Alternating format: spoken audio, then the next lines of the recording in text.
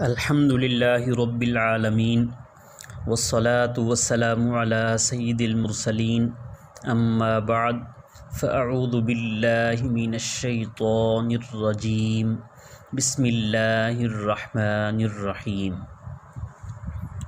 آج ہم مدنی قاعدہ سے سبق نمبر 2 پڑھنے لگے ہیں۔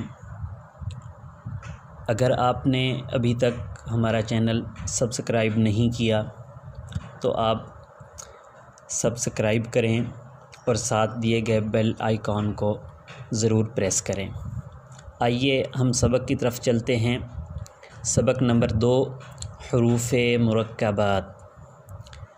سب سے پہلے یہ پیراگراف پڑھ لیتے ہیں۔ 2 یا اس سے زائد حروف مل کر ایک مرکب بنتا ہے۔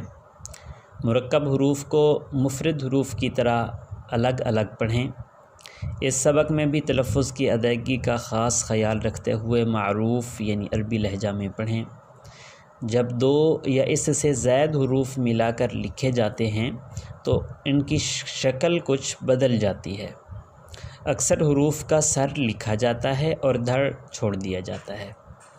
جو حروف مرکب ہونے کی حالت میں ایک جیسے لکھے جاتے ہیں ان کی نقطوں کے رد و بدل سے پہچان کریں۔ الف، لام، الف، لام، الف، با، الف، نون، الف، تا، الف، یا، الف، ثا، الف، شین، الف، سین، الف، فا، الف، قاف، الف، جیم، الف، خا، الف، حا، الف، عین، الف، غین، الف، صاد، الف، ضاد، الف، طا، الف، ظا، الف، میم، الف، ہا، الف، کاف، الف، لام، با، کاف، با، کاف، تا، کاف، ثا، کاف، فا، طا، با، سین، لام، شین، لام، صاد، لام،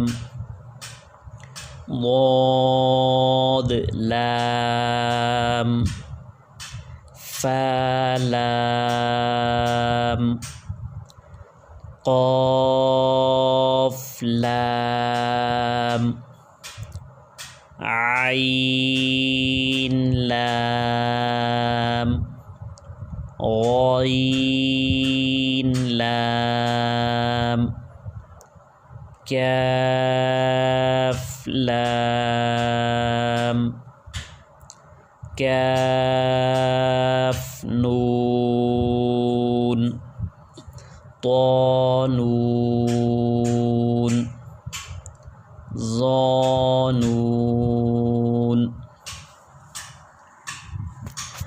اس سبق میں بلو ورڈنگ سے جن حروف کو ظاہر کیا گیا ہے وہ حروف مستعلیہ ہیں، یعنی وہ حروف جن کو ہمیشہ پر یعنی موٹا کر کے پڑھا جاتا ہے۔ حروف مستعلیہ کو پڑھتے ہوئے آپ خاص خیال رکھیں کہ توجہ کے ساتھ تمام حروف مستعلیہ کو پر یعنی موٹا کر کے پڑھنے کی کوشش فرمائیں گے۔ انشاءاللہ اس سبق کا دوسرا حصہ نیکسٹ ویڈیو میں آپ دیکھ پائیں گے۔ السلام علیکم ورحمۃ اللہ وبرکاتہ۔